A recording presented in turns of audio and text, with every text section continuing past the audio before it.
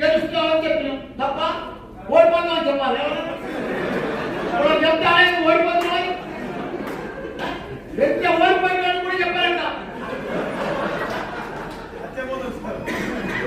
చెప్పాలని మానవం కాదని పద్ధతి కాదు. పెద్ద స్టేటస్ లో పెట్టుకుని, వైరస్ లో పెట్టుకుని, దాంట్లో పెట్టుకుని, ఫోన్లో పెట్టుకుని పెట్టుకోవాలి. ఏమయ్యేది రాజ్యాలు గెలవాలి. ఈటల రాజేందర్ ఏం చేసిండు మనం మల్కాజికి? ఏమని తెచ్చిండా? ఆయన మన లోకలా? మనకు సంబంధమే లేదు. ఆయనకు క్యాడర్ లేదు, లీడర్ లేదు, ఓటర్ లేదు, ఏం లేదు. బీజేపీ ఇద్దరు నిలబడి మన చైర్మన్ చదివారు.